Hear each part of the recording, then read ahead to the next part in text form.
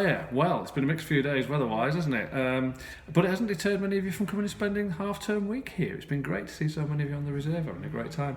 Kids have got the wellies on, having a bit of a splash around in the puddles. Always a delight to see. And of course, our friends at Autumn Watch are back on TV, aren't they, this week, which has been great to see. And it's a great way of reminding millions of us about how wonderful our UK nature really is. And of course, great to see our colleagues down at RSPB Old Moor in South Yorkshire doing such a great job there.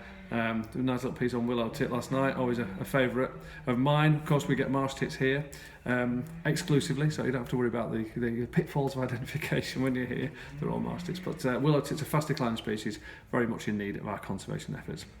Here, bearded tit activity has been a bit slower this week just because of weather, really, but you get a fine day like today, and I've heard and seen dozens this morning, so they're very active when the conditions suit.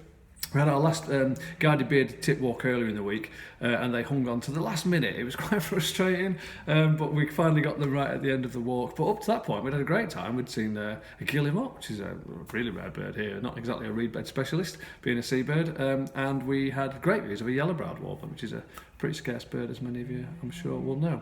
Now, wildfowl numbers are continuing to build on the reserve. We've got teals, shoveler, a few pintail, lots of gadwall, a few widgeon coming in, and then we've got diving ducks like tufted duck and pochard coming in as well. And occasionally the pochard are bringing in that elusive drake ringneck duck, which seems to be moving around various sites in this area. So always worth keeping an eye out for. A couple of hybrids as well kicking about still. There's the shoveler cinnamon teal hybrid, which is a smart looking bird, and then a less smart looking bird is the widgeon gadwall hybrid, which is a bit of an oddity. But anyway, worth having a look for, why not? Marsh harriers continue to kind of impress. There's at least 7 birds still on the site. Absolutely brilliant. I mean, I can still remember seeing my first marsh harrier here at Leighton Moss when I was a lad.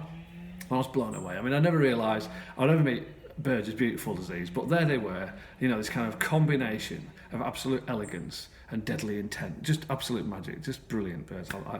I never bore of seeing marsh harriers, and it's a good job I work here, isn't it? Other raptors to look out for: peregrine, merlin, kestrel, sparrowhawk, buzzard, always kicking about, always worth having a look for. And don't forget, the cafe and shop here are open from 10 a.m. daily now, so do come along and fill your boots. And for other access information and updates around coming and visiting, please check our Facebook and Twitter profile pages, or visit rspb.org.uk/Leighton Moss for the latest information. Cheers, we'll see you soon.